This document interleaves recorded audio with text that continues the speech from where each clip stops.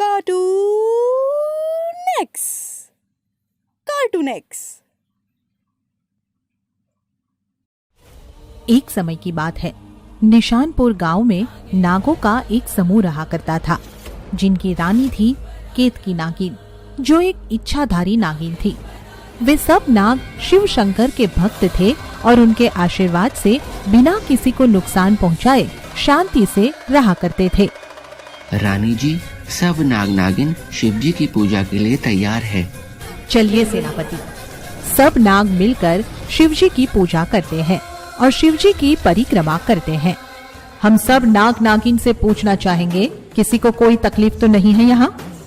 रानी जी, हमें हमेशा डर रहता है कि कहीं हमें भी हमारे पूर्वजों की तरह सपेरों के हाथों मारा या पकड़ा तो नहीं जाएगा।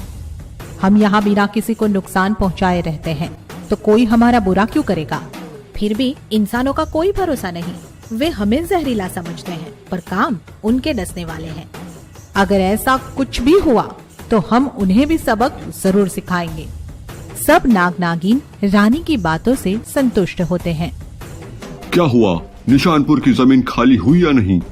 नहीं सेठ जी, उस जमीन पर नागों का कबीला है, उसे कोई खाली नहीं करवा सकता। तुम एक काम करो, नर्मद सपेरा को बुलाओ, हम खुद उससे बात करेंगे। ठीक है सेठ जी। नर्मद बिल्डर से बात करने आता है। हमें वो जमीन किसी भी तरह चाहिए। पर वहाँ नागों का कबीला है और उसकी रानी केतकी है, उसके रहते हम कबीले का कुछ नहीं बिगाड़ सकते। रानी अभी कबीले से दूर है, कबीले को साफ कर दो, नागों को पकड़कर बंद कर दो। मैं तुम्हें इसके बहुत सारे रुपए दूंगा, तुम्हें फिर कभी कमाने की जरूरत नहीं पड़ेगी। सपेरे का मन पैसों की बात से बदल गया और वो ये काम करने के लिए तैयार हो गया। दूसरे दिन सुबह वो अपनी बीन लेकर नागों को पकड़ने निकल पड़ा। जब सारे नाग नागिन शिवजी की पूजा कर रहे थे, तब उसने बीन बजाना शुरू कर दिया और सारे नाग नागिन मंत्र मुग्ध होकर उसके बड़े से पिटारे में कैद हो गए। ये लीजिए सेठ जी, सारे नाग इसमें कैद हो गए, आपकी जमीन खाली हो गई। ये लो तुम्हारे पैसे और इन नागों को भी ले जाओ, जो करना है इनका कर देना। रानी कबीले में वापस आती है।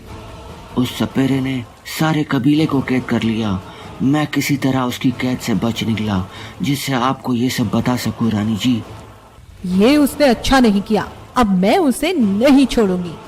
केतकी रानी एक सुंदर महिला का रूप बनाकर सपेरे के घर आई और उसकी बीवी की सहेली बनकर सपेरे के घर चली आई। उसने सपेरे की छोटी सी बेटी को अपने हाथ में लिया और अपने असली रूप में आ गई। रानी जी, मेरी बेटी को छोड़ दीजिए। जब अपने परिवार पर मुसीबत आई तो रोना आ रहा है। ये कबीला भी मेरा परिवार है, जिन्हें तुमने कैद कर रखा है। मुझे माफ कर दीजिए रानी जी, मैं लालच में आ गया था। आज के बाद मैं कभी आपके कबीले की तरफ नहीं देखूंगा। हम बिना किसी को नुकसान पहुंचाए शांति से रहते हैं। तुम जैसे सपेरों की वजह से हमारी प्रजाति खतरे में है। हम सपेरों को इसके अलावा कुछ आता भी नहीं रानी जी, हम पेट भरने के लिए ये सब करते हैं। अगर ऐसी बात है तो मैं तुम्हें अपनी नागमणि से खजाना देती हूँ, जिससे तुम सपेरों के लिए अलग नौकरी और काम का इंतजाम करो, पर उसके बाद तुम कभी भी किसी नाग को नहीं पकड़ोगे। मैं वादा करता हूँ रानी जी।